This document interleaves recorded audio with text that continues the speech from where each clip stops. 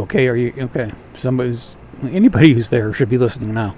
Should be hearing this now. Sorry for that. Okay, I'm going to go back. I'm going to start with Avi Loeb.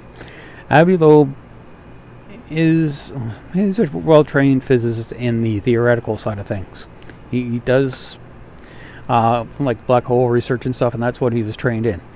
I think part of the okay, to repeat what I said earlier when the mic was turned off, he thinks that these extrastellar comets are UFO craft or UFO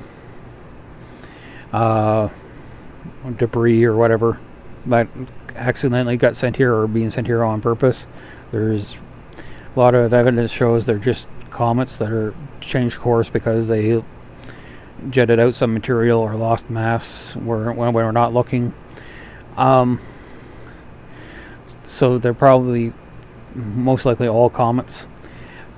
I think part of Avi Loeb's problem, and if he ever hears this, he'll probably be grumpy, but he's a theoretical physicist. He's not trained in understanding how to analyze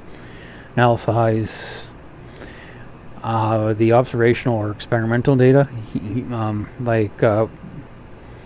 I think the piece of extraterrestrial material fell down on Earth and created a tremor, but it turned out to be more likely to be a truck passing by.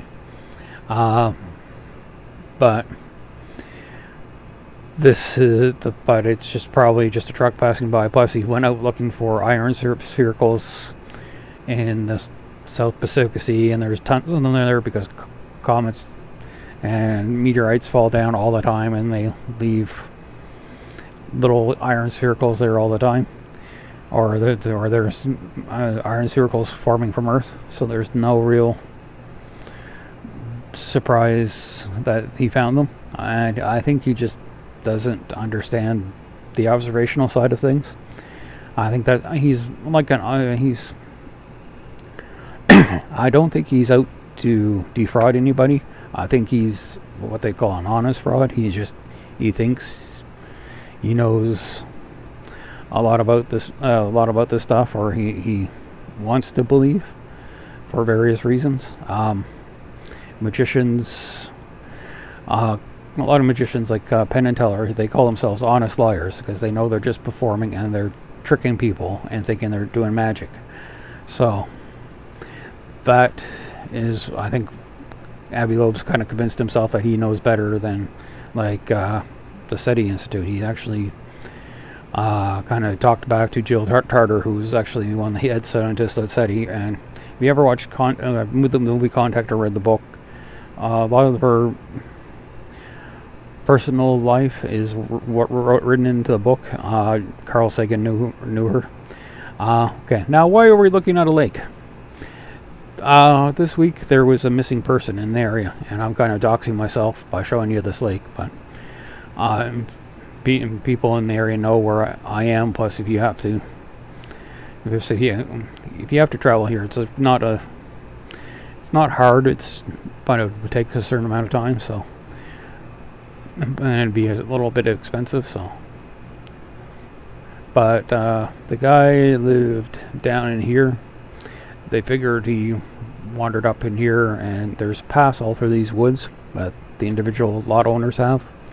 We have our own set of paths. He actually grew up over here next to us, so I did a check in our woods on a couple of paths. That's why there's videos and pictures up on the channel about. So one night, Tuesday night, I walked this path that we share with the neighbors, and up through here somewhere. I don't know exactly where the ATV path came up, but up through here and back, no sign of them. And Thursday it was down and back out and through here. And here's another. I think this stream won't even last 20 minutes. I'm just trying to get into a pattern of doing things. I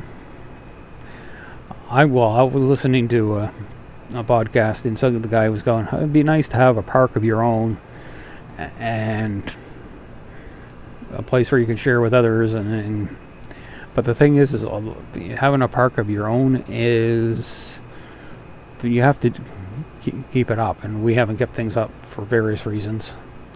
Not having the right equipment, some things coming up. No, wrong map. Oops, sorry for that. But and having to worry about drought and forest fires and people wandering on the property and all kinds of fun stuff. But I don't really have much to talk about. That's why I'm not going to really catch this on. They're trying to get a pattern here of about 4 p.m. my time, Atlantic time. It's about 3 p.m. Eastern time. The thing is right now there's a guy called Creaky Blinder. He has a podcast. It's mostly his live stream is mostly about behind the scenes of his own setup. Later on, I think there's a guy named Craig O'Neill. He's got a stream about a guy named Whitsett who thinks that one of these objects is either a UFO or a fake UFO, and it's some kind of scam to Whitsett's a flat earther. He should be more interested about moving because his lease is up at the end of the month, and because his wife left him because of the flat earth stuff. And later on, there's probably a guy named Curious UK debunks from the UK. He's actually originally from Alberta. I'm going to talk about stuff. Hopefully the flat earth stuff's going to die down soon. I don't get how it got caught up on fire the way it did. Let's see. Yeah, I'm doxing myself. Hopefully